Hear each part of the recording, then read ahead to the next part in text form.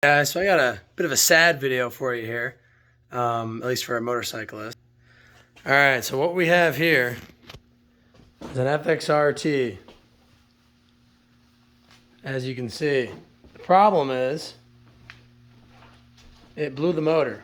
The crank, it had a crankshaft issue. I know the Evos were known for that. I don't remember exactly what happens, but they're like pressed in and not welded or something like that. But anyway, so as you can see, it's in a bunch of pieces. However, this is a brand new, well, new old stock at this point because it's like 2009, 2010 motor, but it's an S&S crate motor. It's never been used. Obviously, it's just been sitting on this cart. The person who owns this bike just hasn't gotten around to fixing it. Last time it was on the road, it's 2010. So I'm trying, trust me, I'm trying to convince him to work on this thing. I've offered to help. It really just needs to be thoroughly cleaned, and some gaskets and put back together. I mean, all the parts have been replaced that need to be replaced, or purchased already. They just need to be put on. The bike's got like 70,000 miles on it, I believe. So she's definitely been ridden a fair amount of time. Yeah, 73,000. But it really is a beautiful bike. I mean, everything, it's dusty as heck right now, but everything's in good shape. All the gauges are still in good shape and everything. They just need to be cleaned up. Frame's obviously in good shape. Maybe just spray some of this stuff, sand it, prime it, paint it. Paint it, nothing crazy. He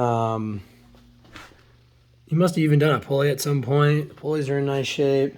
I don't know if he popped the primary case off to do a clutch or anything. Or if you had to do that to get the motor out. I guess you probably have to take the primary off to get the motor out, huh? So that's probably why the primary's open, but we'd probably do a clutch while you're at it, right? New motor mounts wouldn't hurt.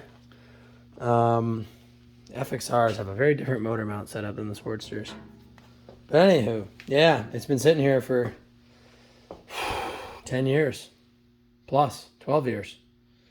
So it sucks. I would love to put this thing together and ride it myself, if anything. But it's not mine. So anyway, that's that. Just wanted to show you guys. Really cool bike. These FXRTs were really awesome. They had, if you look real close here on the top of the trees, they had air lines because they actually had adjustable air suspension. They might have also had adjustable preload, or I guess the air did the preload. But I think the air was also for dampening and stuff like that. I'm not 100% sure how that worked. But gave you some level adjustability, and then there are air shocks in the back if you look real close too. I'll turn the light on. You can't quite tell. Yeah, see how it's a contained cylinder? So there are air shocks in the rear, air shocks in the front. And these things were these were the Harley that we're supposed to handle. The FXRs were the handling Harley. If you look close too, pretty thin frame section, all things considered. So, they really they had good lean angles and everything. A nice triangulated Eric Buell shape. For his design, just to keep everything nice and solid. I love on these how the swing arm bolts right in this V, right? So you have all these frame members coming together and your swing arm kind of passes past the frame. Super, super rigid way to do it compared to other bikes, like especially the Super Glides at the time and stuff. But nice triangulation up front, giant freaking neck reinforcement. This is something, and I know that you can't fit the twin cams in these easily because of that, but wow, that is a lot of it's a lot of reinforcement. I mean, there's 8 inches of material here, and I believe these are not cast necks. Like a Dyna and a Sportster are actually cast. I believe these are machined. Correct me if I'm wrong on that, but I think they are, so they're just that much stronger. The only downside, really, from a stiffness perspective, is they use these dinky little forks.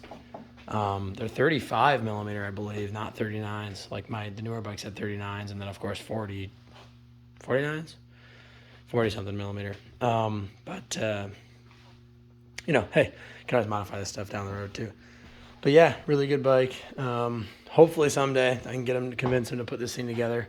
Like I said, I'm more than happy to help out. This is cool too. Old school. He put a radar detector mount up there, which I think is funny. So he would ride around with the radar detector, and he would smoke a cigar. That's why he put the taller windshield on, which I just think is fantastic. So anyway, get you guys the next one. Thanks for watching. God bless America. Bye.